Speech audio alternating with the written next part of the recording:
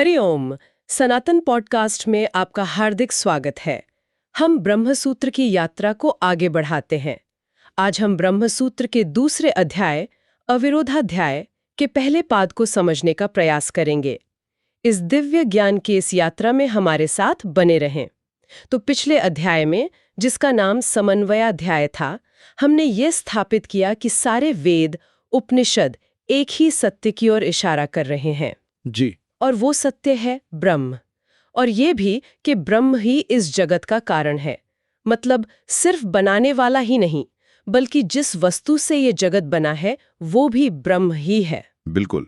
इसको समझाने के लिए यूं समझिए, अक्सर मकड़ी का उदाहरण दिया जाता है। हाँ। मकड़ी अपना जाला स्वयं बनाती है, तो वो जाले की निमित्त कारण हुई, यानी एक तरह से डिजाइनर। ठीक है। और जाला उसी के शरीर से निकले पदार्थ से बनता है, तो वो उपादान कारण भी हुई, मतलब बिल्डिंग मटेरियल भी वही है। वेदांत कहता है कि ब्रह्म इस संपूर्ण ब्रह्मांड का ठीक वैसे ही अभिन्न निमित्तोपादान कारण है।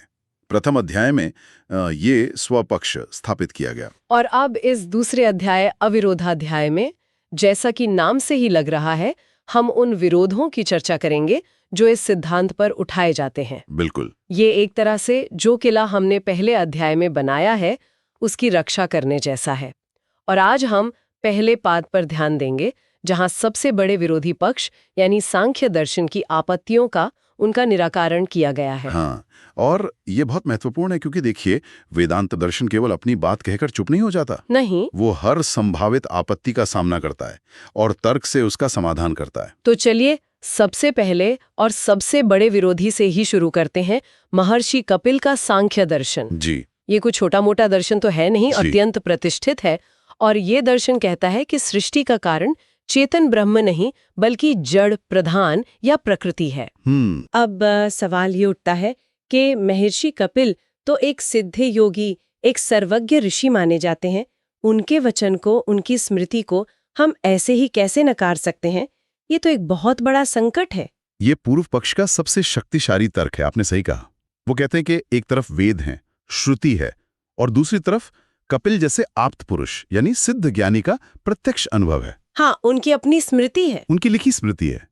क्या यह संभव है कि इतने महान ऋषि से इतनी मूलभूत भूल हो जाए?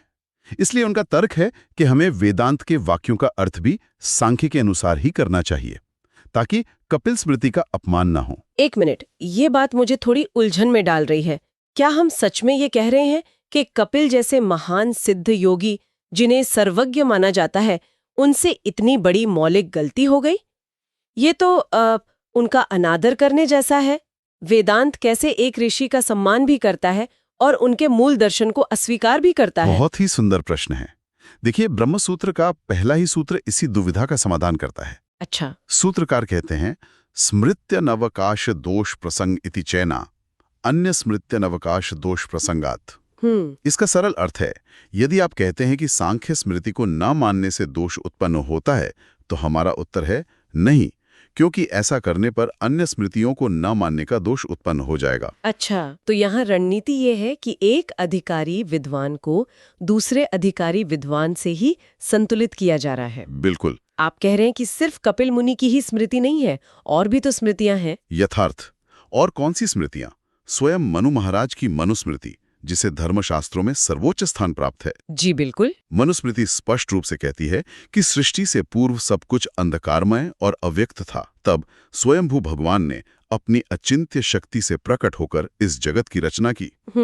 यहाँ तो सीधे सीधे एक चेतन सत्ता को ही जगत का कारण बताया गया है। तो अब स्थिति ये हो गई कि हमारे पास दो अत्यंत प्रतिष्ठित स्मृतियां हैं, एक सांख्य और दूसरी मनुस्मृति। हाँ। और दोनों जगत के कारण के विषय में मतलब बिल्कुल अलग अलग बात कह रही हैं। हाँ। अब हम किसका निर्णय माने?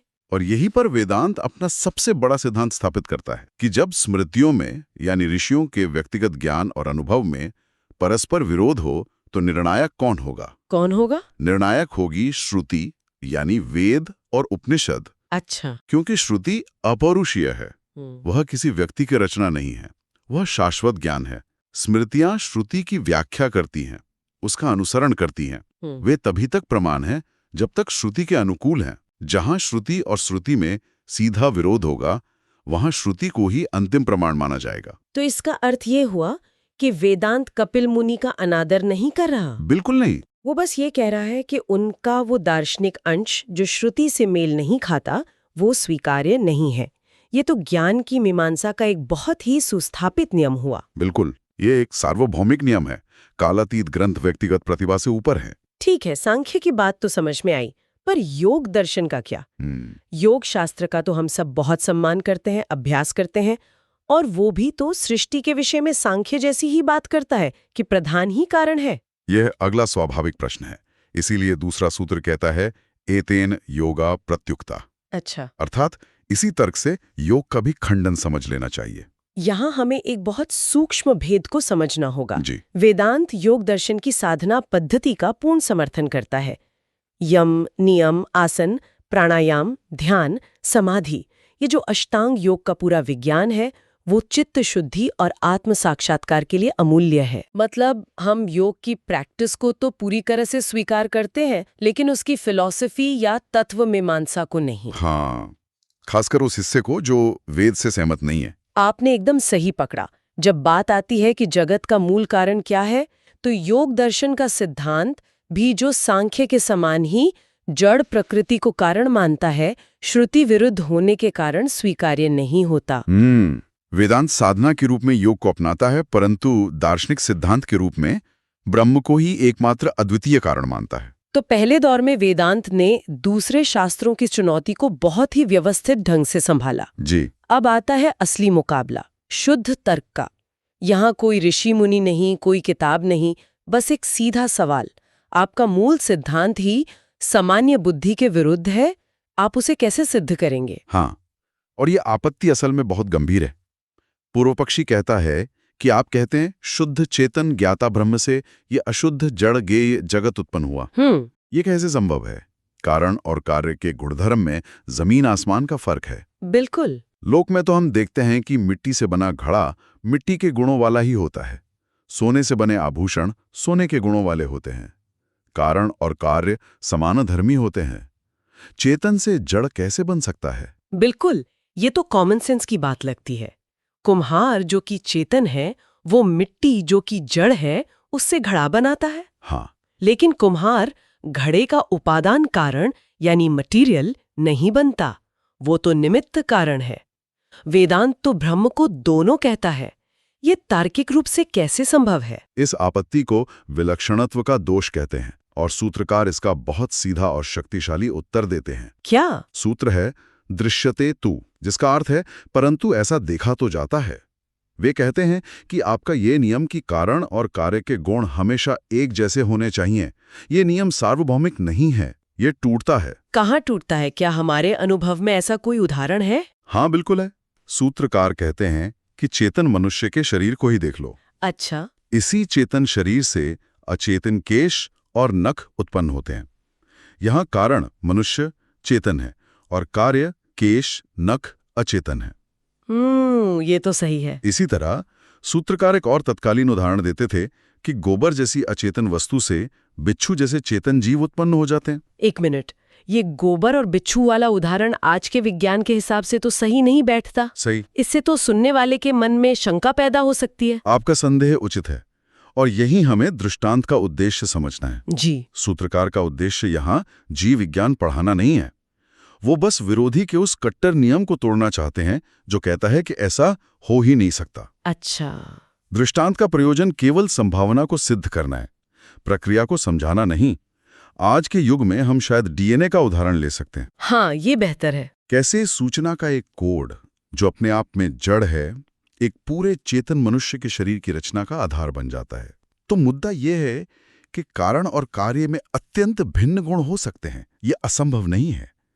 इसलिए चेतन ब्रह्म से जड़ जगत की उत्पत्ति की संभावना को सिरे से खारिज नहीं किया जा सकता। यह स्पष्टीकरण बहुत महत्वपूर्ण है। दृष्टांत नियम को तोड़ने के लिए है, न कि स्वयं एक नया नियम बनने के लिए। चलिए, ये तर्क मान लिया जी। पर सृष्टि के आदि और अंत को लेकर भी कुछ शंकाएं हैं। उपनिषद में एक जगह आता है असद्वा इदम अग्र आसीत, यानी सृष्टि से पहले असत था। हाँ। और दूसरी जगह आता है सदैव सौम्येदम अग्र आसीत, यानी सृष्टि से पहले सत था। ये तो वेद में ही सीधा सीधा विरोधाभास लगता है। असत का क्या अर्थ है?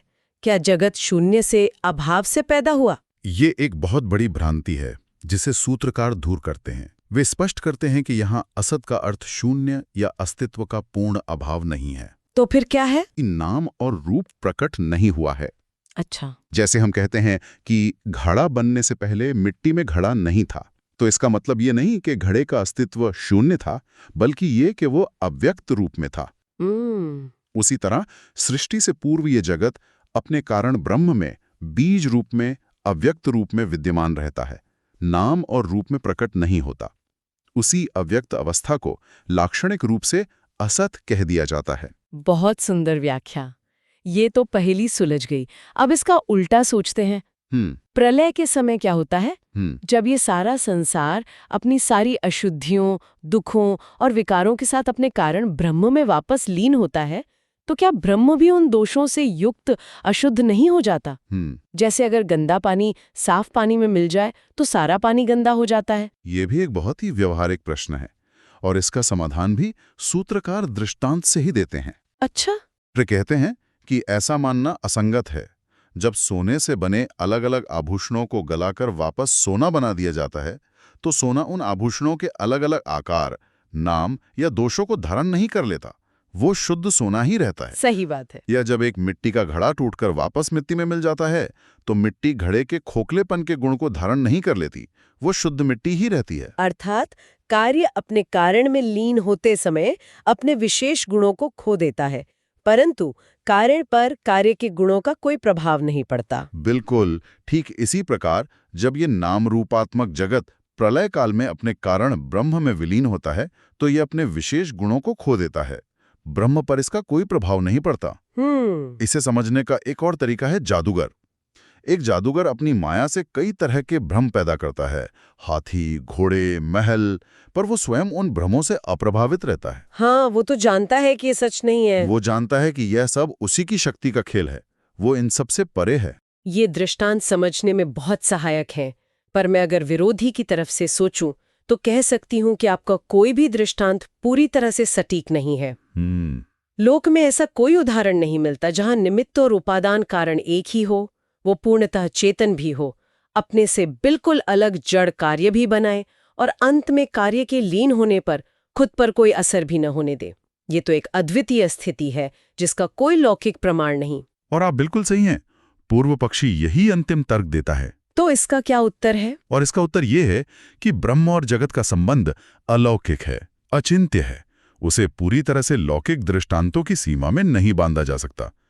दृष्टांत हमारी बुद्धि को केवल एक दिशा देते हैं, वे स्वयं मंजिल नहीं है। अच्छा। जहां हमारी बुद्धि और तर्क की सीमा समाप्त हो जाती है, वहां हमें शब्द प्रमाण यानी श्रुति का आश्रय लेना ही पड़ता है। श्रुति कहती है कि ब्रह्म ऐसा ही है, तो हमें स्वीकार करना होता है। और सूत्रकार यही नहीं रुकते, वे विरोधी के तर्क को उसी पर पलट देते हैं। हाँ, ये बहुत रोचक है। अगला सूत्र है स्वपक्ष दोषाच्च। इसका क्या अर्थ हुआ? इसका अर्थ है आपके अपने पक्ष में भी वही दोष हैं। सूत्रकार सांख्यवादी से पूछते हैं, आप ही बताइए, आपकी जो जड़ प्रकृति है जिसमें सत, रज और तम गुण साम्यावस्था में हैं, उसमें पहली बार हलचल कैसे हुई? ये तो बड़ा प्रश्न है। सृष्टि शुरू कैसे हुई? उस जड़ प्रकृति में पहली गति कहाँ से आई? यदि वो अपने आप गति करती है तो सृष्टि कभी रुकेगी ही नहीं, और यदि नहीं करती तो कभी शुरू ही नहीं होगी। आपके अपने सिद्धांत में भी तो तार्किक समस्याएं हैं। तो अंततः निष्कर्ष यह है कि केवल तर्क के सहारे परम सत्य तक नहीं पहुंचा जा सकता। बिल्कुल, और यही इस पूरे पाद का सार है, जो अगले सूत्र तर्का प्रतिष्ठानात् में दिया गया है। तर्का प्रतिष्ठानात्, इसका अर्थ है तर्क की कोई प्रतिष्ठा नहीं है, वह अस्थिर है। तर्क की कोई ठोस नींव नहीं होती। आज एक महान तार्किक का तर्क अकाट्य लगता है, कल उससे बड़ा तार्किक आकर उसे काट देता है। दार्शनिकों के विचार हमेशा बदलते रहे हैं। यदि मोक्ष केवल तर्क पर आधारित होता तो किसी को कभी मोक्ष मिलता ही नहीं, क्योंकि कोई अंतिम निष्कर्ष पर पहुंच ही नहीं पाता। हाँ, कोई भी अंतिम अकाट्य तार्किक निष्कर्ष पर कभी पहुंच ही नहीं पाता। ये तो बहुत ही गहरा सूत्र है। इसका मतलब ये हुआ कि जो विषय अतीन्द्रिय हैं, जो हमारी बुद्धि और इंद्रियों की पहुंच से परे हैं, उनके विषय में हमें श्रुति को ही अंतिम प्रमाण मानना चाहिए। सही। तर्क को श्रुति को समझने में सहायक होना चाहिए, उसका विरोधी नहीं। यथार्थ तर्क एक मशाल की तरह है जो हमें अंधेरे में रास्ता दिखाता है, लेकिन यह स्वयं सूर्य नहीं बन सकता। और इसी एक तर्क श्रृंखला से सांख्य के साथ साथ अन्य तर्क प्रधान दर्शनों का भी खंडन हो जाता है। जैसे कणाद मुनि का वैशेषिक दर्शन, जो परमाणुओं को जगत का मूल कारण मानता है। उन सब दर्शनों पर भी तर्क की अस्थिरता और स्वपक्षा दोष का सिद्धांत लागू होता है। आज की यह चर्चा सचमुच अद्भुत रही।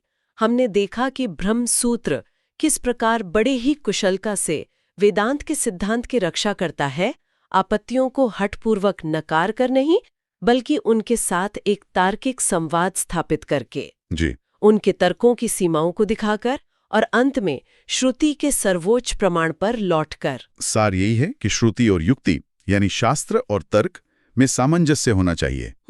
युक्ति श्रुति के अर्थ को समझने का एक उत्तम साधन है, परंतु जब विषय बुद्धि से परे अचिंत्य हो तो युक्ति श्रुति का स्थान नहीं ले सकती। तब हमें श्रद्धापूर्वक शब्द प्रमाण को स्वीकार करना होता है। इस प्रथम पाद ने यह सिद्ध कर दिया कि वेदांत का सिद्धांत न केवल श्रुति सम्मत है, बल्कि तार्किक रूप से भी सबसे सुदृढ़ है। जिस प्रकार सूत्रों ने एक एक करके सभी विरोधों का शमन किया, वह अद्भुत है। यह आगे की यात्रा के लिए एक सुदृढ़ आधार प्रदान करता है। चलिए अब आगे बढ़ते हैं। आज हम कौशीतकी उपनिषद के एक बहुत ही गहरे और कह सकते हो अद्भुत संवाद पर विचार करेंगे। ये संवाद हुआ था देवराज इंद्र और एक बहुत ही प्रतापी राजा प्रतर्दन के बीच। बिल्कुल। और ये संवाद एक ऐसे शब्द पर केंद्रित है जिसे हम सब जानते हैं, प्राण। जब हम प्राण शब्द सुनते हैं तो तुरंत हमारे मन में सांस, श्वास प्रश्वास की क्रिया या जीवन शक्ति का विचार आता है। परंतु इस उपनिषद में प्रश्न ये उठता है कि क्या प्राण का अर्थ केवल यही है या इसका कोई और बहुत गहरा आध्यात्मिक रहस्य है? यही बात तो इस पूरी चर्चा को अत्यंत रोचक बना देती है। देखिए, जब इंद्र राजा प्रतर्दन को प्राण की उपासना करने को कहते हैं तो यहाँ 3 संभावनाएं बनती हैं। पहली कि क्या ये प्राण हमारी सांस वाली मुख्य वायु है? दूसरी, क्या ये जीवात्मा है, यानी हर शरीर में रहने वाली चेतना? या फिर तीसरी और सबसे गहन संभावना कि क्या ये स्वयं पर ब्रह्म ही है? हाँ। भगवान वेद व्यास के ब्रह्म सूत्र इसी गुत्थी को सुलझाते हैं। तो चलिए इस संवाद के सागर में उतरते हैं और देखते हैं कि सत्य क्या है।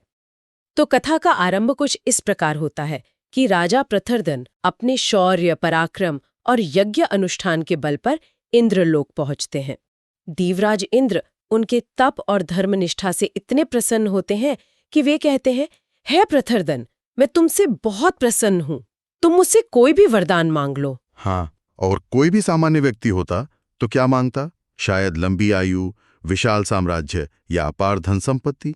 परंतु राजा प्रतर्दन की सोच बहुत ऊंची थी। उन्होंने इंद्र से कहा, भगवन, आप ही विचार करके मुझे वो वरदान दीजिए जो आप मनुष्य के लिए सबसे अधिक कल्याणकारी और परम हितकारी समझते हो। ये तो बहुत बड़ी बात कह दी उन्होंने। उन्होंने अपनी इच्छा इंद्र पर छोड़ दी, ये मानते हुए कि इंद्र उनसे बेहतर जानते हैं कि मनुष्य का परम हित किसमें है। बिल्कुल, और यहीं से संवाद एक असाधारण मोड़ लेता है। इंद्र उन्हें कोई सांसारिक वस्तु देने के बजाय कहते हैं, मामे ही जानी ही, अर्थात तुम मुझे ही जानो। यही मनुष्य के लिए परम हितकारी है। और फिर अपने उस स्वरूप का वर्णन करते हुए कहते हैं, मैं प्राण हूं, प्रज्ञा स्वरूप हूं, तुम मुझ प्राण की ही आयु और अमृत के रूप में उपासना करो। बस यहां आकर सारी शंकाएं और सारे प्रश्न खड़े हो जाते हैं। जब इंद्र कहते हैं मैं प्राण हूं, तो इसका क्या अर्थ लिया जाए? अगर हम सामान्य बुद्धि से सोचें तो एक पक्ष, जिसे वेदांत की भाषा में हम पूर्व पक्ष कहते हैं, यह तर्क देता है कि यहाँ प्राण का अर्थ मुख्य प्राण ही है, यानी हमारी जीवन शक्ति, वो वायु जो शरीर को जीवित रखती है। ये बात तो बहुत सीधी और सरल लगती है। हाँ, और उनका तर्क पहली दृष्टि में बहुत मजबूत भी लगता है। देखिए, शास्त्र भी कहते हैं, जब तक शरीर में प्राण है तब तक ही जीवन है। प्राण के निकलते ही शरीर मृत हो जाता है, सारी इंद्रियां काम करना बंद कर देती हैं। तो प्राण को ही जीवन, आयु और अमृत कहना तो स्वाभाविक ही है ना? हाँ, लगता तो है। इस दृष्टिकोण से देखें तो लगता है कि इंद्र राजा प्रतर्दन को मुख्य प्राण की उपासना करने के लिए कह रहे हैं, क्योंकि वही तो हमारे जीवन का आधार है। लेकिन अगर हम इस बात को मान लें तो ये कुछ अजीब नहीं लगता? देवराज इंद्र, जो देवताओं के राजा हैं, वे प्रतर्दन को केवल अपनी सांसों पर ध्यान केंद्रित करने के लिए कह रहे हैं। और क्या केवल प्राणवायु की उपासना ही मनुष्य का परम हित हो सकती है? मुझे लगता है कि बात इतनी सीधी नहीं है। वेदव्यास इतने सीधे अर्थ को क्यों नकार रहे हैं? क्या ये बात को बेवजह जटिल बनाना नहीं है?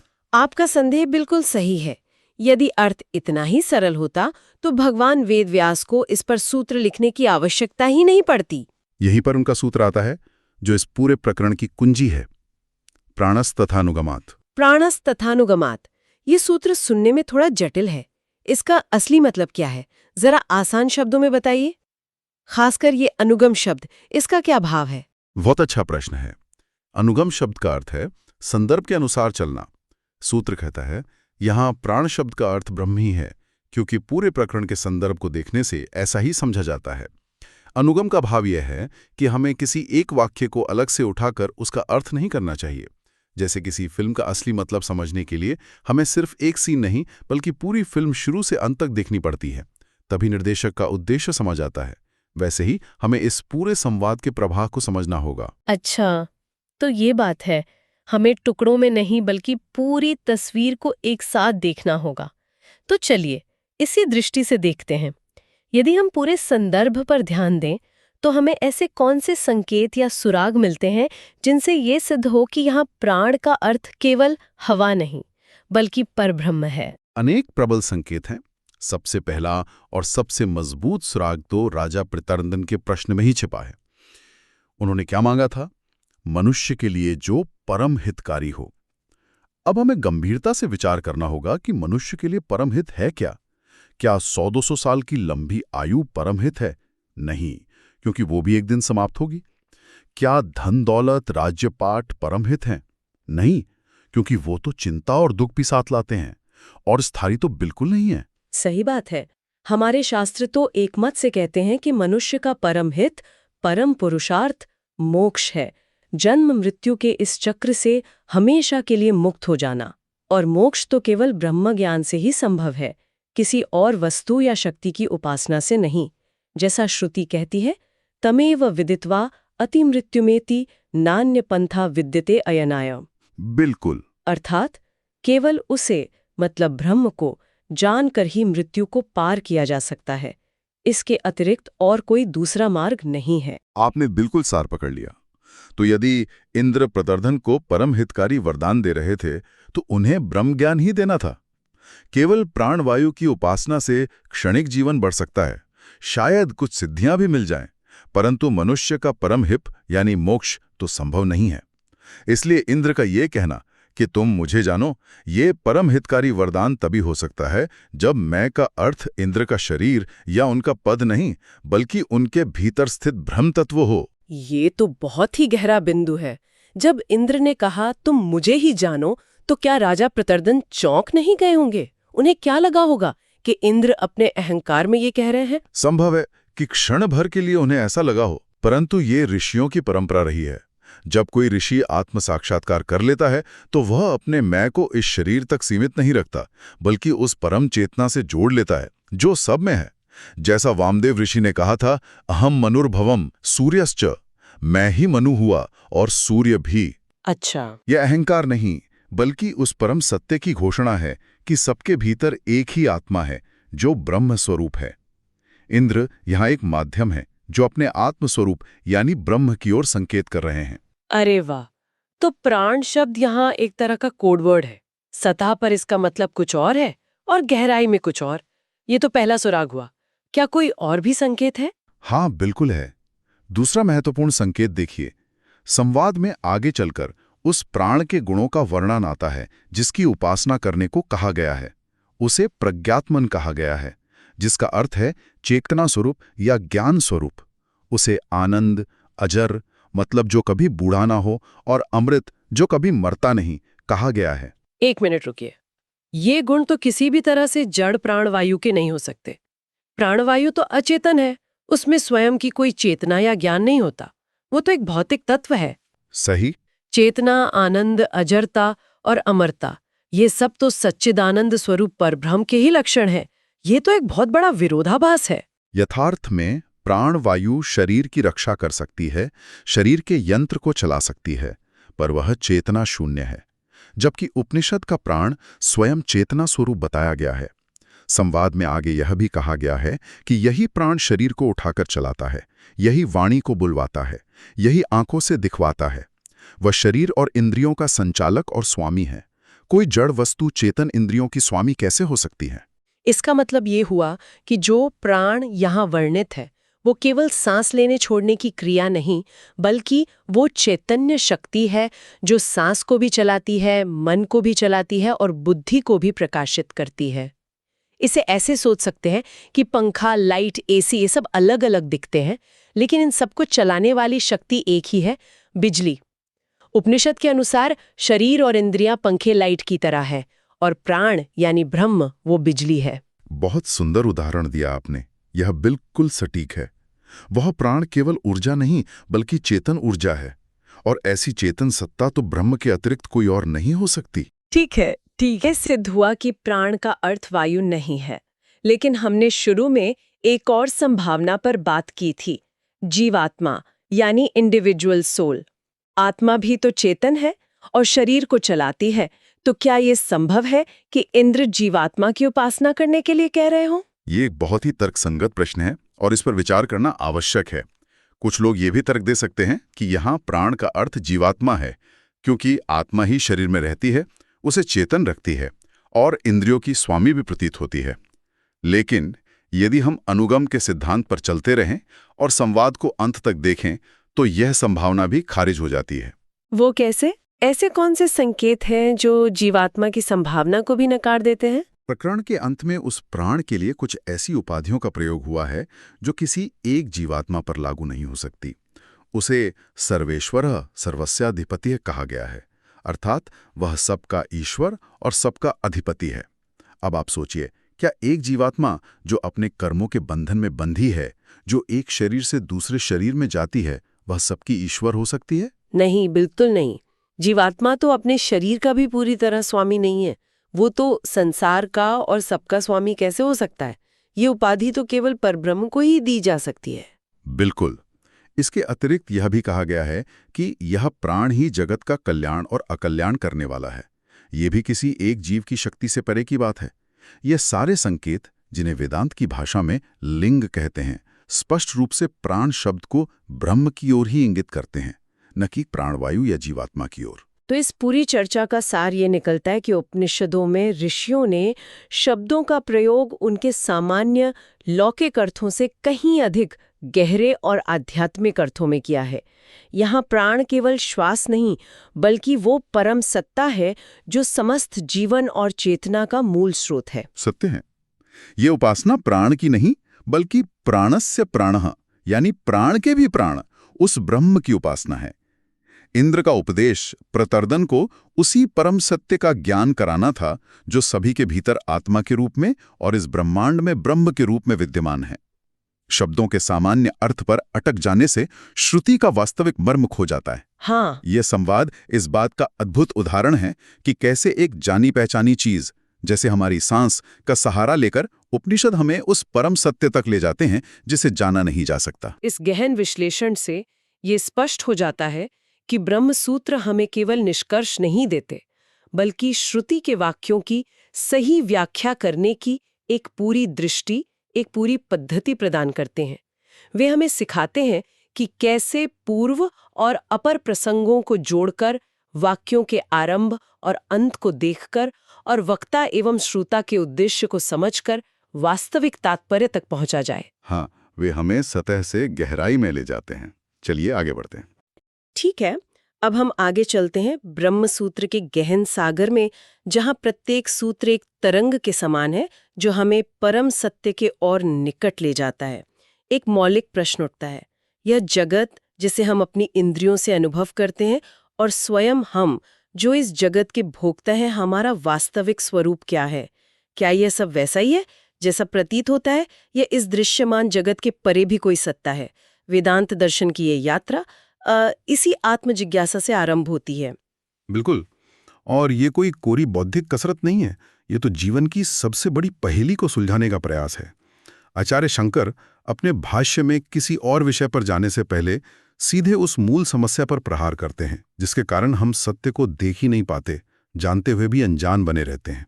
और वो समस्या है अध्यास की। अध्यास, ये शब्द सुनने में ही बड़ा भारी और दार्शनिक लगता है। क्या हम इसे कुछ सरल शब्दों में हमारे रोजमर्रा के जीवन के अनुभव से जोड़कर समझ सकते हैं? क्योंकि सच कहूं तो हम सब तो यही मानकर जीते हैं कि मैं ये शरीर हूं, ये मेरा मन है, ये मेरी बुद्धि है। जीवन भर तो हम इसी पहचान के साथ जीते हैं। आपने समस्या को और उसके सबसे प्रबल उदाहरण को एक साथ रख दिया। यही तो अध्यास है। अध्यास का सीधा साधा अर्थ है एक वस्तु पर किसी दूसरी वस्तु के गुण या धर्म का आरोप कर देना, जो वो वास्तव में नहीं है। सूत्र रूप में कहें तो अतस्मिन् तद्बुद्धि ही, जो वो नहीं है उसमें वैसी बुद्धि कर लेना। इसका सबसे प्रसिद्ध उदाहरण तो हम सब ने सुना है, अंधेरे में पड़ी रस्सी को देखकर सांप समझ लेना। हाँ, रस्सी और सांप वाला उदाहरण। पर यह तो एक क्षणिक भ्रम है। रोशनी जलाते ही भ्रम दूर हो जाता है। क्या हमारा जीवन भर का ये तादात्म्य भी इतना ही क्षणिक है? उदाहरण की सीमा होती है, पर वो सार को पकड़ता है। देखिए, जब अंधेरे में रस्सी पर सांप का भ्रम होता है तो क्या होता है? वहां रस्सी तो है पर सांप बिल्कुल नहीं है। फिर भी सांप दिखता है, सांप का डर लगता है, हृदय की धड़कन बढ़ जाती है, पसीना आ जाता है। सही बात है। मतलब एक झूठी प्रतीति भी वास्तविक शारीरिक और मानसिक प्रभाव पैदा करती है। ये सिर्फ एक दार्शनिक कल्पना नहीं है। आज के दौर में मनोविज्ञान में जिसे प्रोजेक्शन या कॉग्निटिव बायस कहते हैं, ये उसी का एक आध्यात्मिक रूप है। हम दुनिया को वैसी नहीं देखते जैसी वो है, बल्कि हम दुनिया पर अपने मन की अवस्थाओं, अपने संस्कारों और अपने डरों को आरोपित करके देखते हैं। आचार्य शंकर इसी प्रक्रिया को ब्रह्मांड के स्तर पर देख रहे थे कि जैसे हम रस्सी पर सांप का आरोपण करते हैं, वैसे ही हम अपने वास्तविक स्वरूप, जो कि आत्मा है, पर इस शरीर, मन और इंद्रियों के गुणों का आरोपण कर रहे हैं। जैसे भूख प्यास, सुख दुख, जन्म मृत्यु, ये सब तो शरीर और मन के धर्म हैं। पर हम कहते हैं मैं भूखी हूँ, मैं दुखी हूँ, मेरा जन्म हुआ, मैं बूढ़ी हो रही हूँ। ये सब उसी रस्सी पर सांप देखने जैसा है। बिल्कुल, यही अध्यास का मर्म है। आत्मा का जो वास्तविक स्वरूप शास्त्रों में बताया गया है वो क्या है? वो सच्चिदानंद है। सत चित आनंद। सत यानी जिसका कभी अभाव न हो, जो हमेशा है। चित यानी जो शुद्ध चैतन्य ज्ञान स्वरूप है। और आनंद यानी जो परम सुख का स्रोत है। और वो असंग है। हाँ, वो असंग है, यानी किसी से जुड़ा हुआ नहीं। जैसे सिनेमा का पर्दा, पर्दे पर आग, बाढ़, खुशी, गम, हिंसा, प्रेम सब कुछ चलता है, पर क्या पर्दा खुद कभी गीला, गरम या दुखी होता है? नहीं, वो तो बस साक्षी रहता है, अछूता रहता है। बिल्कुल, आत्मा भी उसी पर्दे की तरह असंग है और वो नित्य है। पर इस नित्य शुद्ध बुद्ध मुक्त स्वभाव आत्मा पर हम मैं करता हूं और मैं भोगता हूं का भाव आरोपित कर देते हैं। मैंने ये अच्छा काम किया, मुझे इसका अच्छा फल मिलना चाहिए। उसने मेरा अपमान किया, मुझे दुख हुआ। ये कर्तापन और भोक्तापन का जो भाव है, यही संसार है। और ये कोई सामान्य भूल नहीं, ये अनादिकाल से चली आ रही अविद्या या अज्ञान का परिणाम है, जो समस्त अनर्थों की जड़ है। ये तो बड़ी चौंकाने वाली बात है। इसका मतलब है कि हमारी पूरी व्यक्तिगत पहचान ही एक भ्रम पर आधारित है। पर यदि ऐसा है तो सत्य को जानने का आधार क्या है? और यहीं एक और उलझन सामने आती है। हमारे शास्त्र, विशेषकर उपनिषद, जिन्हें हम परम प्रमाण मानते हैं, उनमें भी तो ब्रह्म के विषय में दिखने में विरोधाभासी बातें कही गई हैं। कहीं उन्हें सगुण, साकार, जगत का कर्ता, पालक और संहारक बताया गया है। ईश्वर के सुंदर रूपों का वर्णन है, उनकी लीलाओं का गान है। तो कहीं दूसरी ओर उन्हें निर्गुण, निराकार, अकर्ता और समस्त गुणों से परे, मन बुद्धि से भी परे बताया गया है। एक सामान्य साधक इन दो अलग अलग चित्रों में संगति कैसे बिठाए, किसे सत्य माने? यह बहुत ही व्यावहारिक और महत्वपूर्ण प्रश्न है, और ब्रह्मसूत्र के प्रथम अध्याय का मुख्य उद्देश्य ही यही है, समन्वय। समन्वय का अर्थ है संगति बिठाना, ये दिखाना कि उपनिषदों के सभी वाक्यों में कोई वास्तविक विरोध नहीं है। वे एक दूसरे को काटते नहीं, बल्कि एक ही परम सत्य की ओर अलग अलग कोणों से संकेत करते हैं। आचार्य शंकर स्पष्ट करते हैं कि ये वचन अलग अलग अधिकार वाले साधकों के लिए कहे गए हैं। लेकिन एक मिनट, अगर सगुण ब्रह्म यानी ईश्वर का रूप, गुण और लीलाएं सिर्फ एक सीढ़ी है, तो क्या इसका मतलब ये नहीं कि करोड़ों लोगों की जो भक्ति है, जो पूजा अर्चना है, वो एक कमतर या व्यावहारिक सत्य पर आधारित है? ये बात तो कई भक्तों को शायद अच्छी ना लगे। उन्हें लग सकता है कि उनके इष्टदेव को परम सत्य से छोटा बताया जा रहा है। आपका संदेश स्वाभाविक है, पर वेदांत इसे इस तरह नहीं देखता। कमतर शब्द सही नहीं है, सोपान या प्रारंभिक शब्द अधिक उपयुक्त है। इसे ऐसे समझिए, जब किसी बच्चे को गणित सिखाना हो तो क्या हम उसे सीधे कैलकुलस और अलजेब्रा पढ़ाने लगते हैं? नहीं, बिल्कुल नहीं। नहीं, पहले उसे गिनती सिखाते हैं, फिर पहाड़े, फिर जोड़ घटाओ। क्या गिनती या पहाड़े असत्य हैं? नहीं, वे अपने स्तर पर बिल्कुल सत्य हैं और उच्च गणित को समझने के लिए अनिवार्य आधार हैं। हाँ, उनके बिना तो आगे बढ़ना असंभव है। बिल्कुल। उसी प्रकार जिनका मन अभी अत्यंत सूक्ष्म, निराकार, निर्विशेष तत्व को सीधे ग्रहण नहीं कर सकता, जो मन चंचल है, उसे एकाग्र करने के लिए, पवित्र करने के लिए भक्ति और उपासना का मार्ग सर्वश्रेष्ठ है। सगुण ईश्वर की लीलाओं का चिंतन, उनके नाम का जप, उनके रूप का ध्यान, ये सब मन को शुद्ध और स्थिर करने के अचूक उपाय हैं। ये व्यवहारिक सत्ता है और पूरी तरह से सत्य और महत्वपूर्ण है।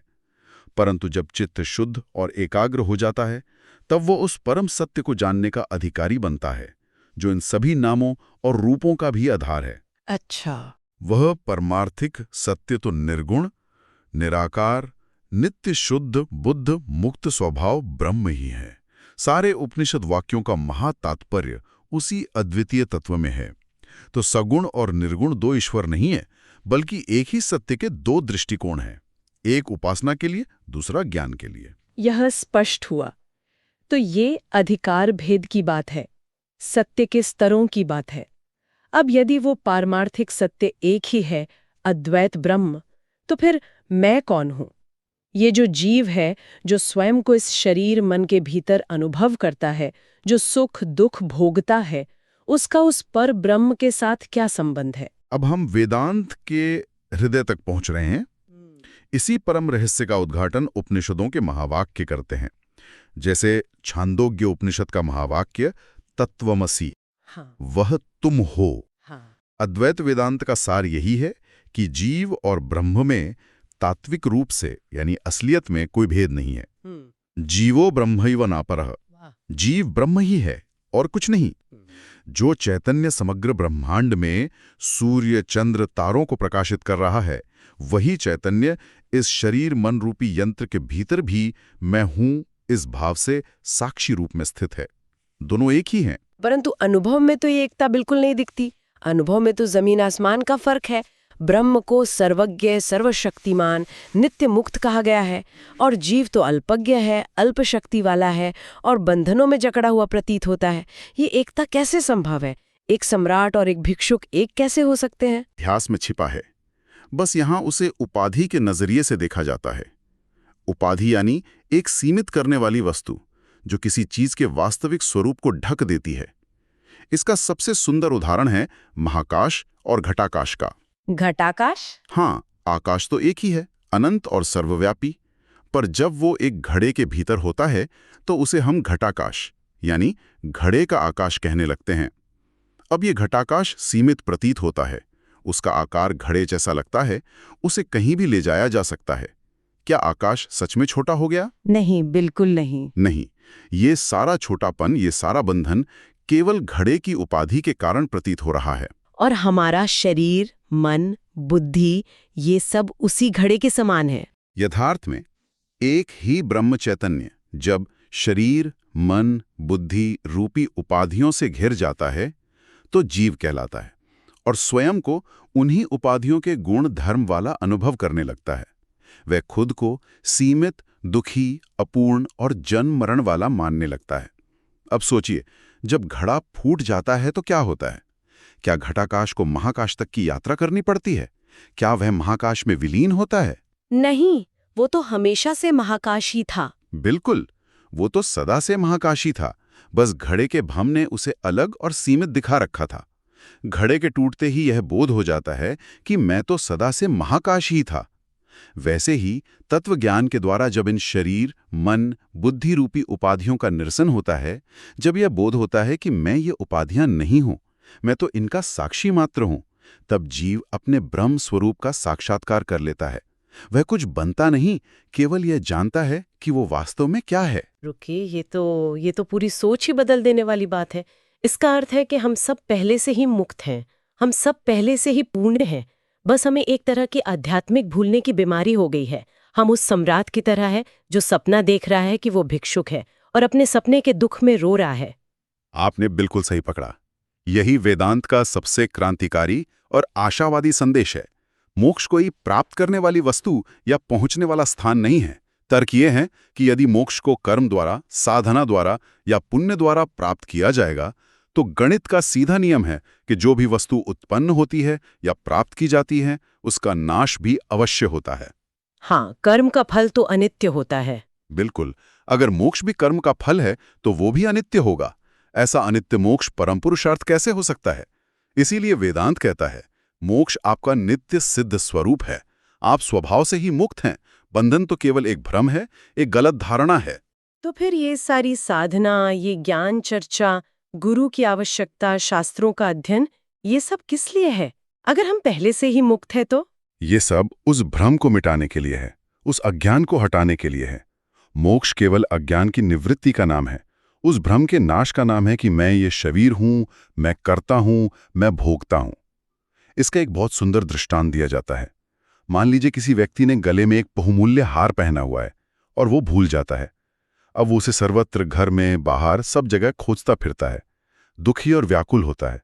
उसे लगता है कि उसका हार खो गया है। अच्छा। फिर कोई मित्र आके उसे बताता है कि अरे, जिसे तुम खोज रहे हो वो हार तो सदा से तुम्हारे गले में ही था। वाह! ये सुनकर उसे जो आनंद और शांति मिलती है, वो हार की प्राप्ति का आनंद नहीं है, क्योंकि हार तो प्राप्ति था। वो तो सिर्फ भ्रम के मिटने का आनंद है। बिल्कुल। वो आनंद केवल हार के न होने के भ्रम के मिटने का है। उसी प्रकार गुरु और शास्त्र के वचनों से आत्मज्ञान होने पर केवल बंधन का भ्रम मिटता है और नित्य मुक्त आत्मा का बोध हो जाता है। मुझे याद है, जब मैंने पहली बार ये पढ़ा कि तुम पहले से मुक्त हो, तो मुझे हंसी आ गई थी। मैंने सोचा, अगर मैं मुक्त हूं तो सुबह 8 बजे दफ्तर क्यों भाग रहा हूं? लेकिन धीरे धीरे समझ आया कि यहां बात बाहरी नहीं, भीतरी स्वतंत्रता की हो रही है। इस पूरी विवेचना का सार ये निकलता है कि जिसे हम जीवन की सबसे बड़ी समस्या, दुख, अपूर्णता और बंधन समझते हैं, वो वास्तव में कोई ठोस समस्या है ही नहीं। वो केवल एक भ्रम पर, एक अध्यास पर, एक गलत पहचान पर टिकी है। और उसका समाधान किसी बाहरी क्रिया में, देश काल वस्तु में परिवर्तन करने में नहीं, बल्कि स्वयं के वास्तविक स्वरूप को यथार्थ रूप में जानने में निहित है। ज्ञान ही मोक्ष का एकमात्र साधन है, कर्म नहीं। और यहीं पे खड़े होकर जब हम पीछे मुड़कर देखते हैं, तो एक बहुत ही गहरा और विचारणीय प्रश्न उठता है। यदि कर्तापन और भोक्तापन का भाव और ये मैं की भावना, ये अहंकार ही बंधन है, जो कि आत्मा पर एक मिथ्या आरोपण मात्र है, तो फिर विचार करें कि मोक्ष चाहता कौन है? ठीक है, अब हम आगे चलते हैं। आज हम ब्रह्म सूत्रों के एक बहुत ही गहन विषय पर चर्चा करेंगे। जी। ये विषय उपासना और ध्यान की विधियों से जुड़ा है। विशेष रूप से हम छांदोग्य उपनिषद में जो भूमन की अवधारणा है और जो अलग-अलग वैदिक शाखाओं में एक जैसी दिखने वाली उपासनाएं हैं, उनके बीच का अंतर समझेंगे। बिल्कुल। और ये साधक के लिए एक बहुत ही महत्वपूर्ण विषय है, क्योंकि इससे ये साफ होता है कि ध्यान की विभिन्न पद्धतियों को, मतलब उन्हें कैसे देखना और अभ्यास करना चाहिए। हाँ, तो चलिए आरंभ करते हैं भूमन से। हाँ। छांदोग्य उपनिषद में देवर्षि नारद और महर्षि सनत कुमार का संवाद है। जी, बहुत प्रसिद्ध संवाद है। उसमें वे नाम से शुरू करके प्राण तक एक एक तत्व को दूसरे से श्रेष्ठ बताते हैं और अंत में वे भूमन का उपदेश देते हैं जो प्राण से भी परे है।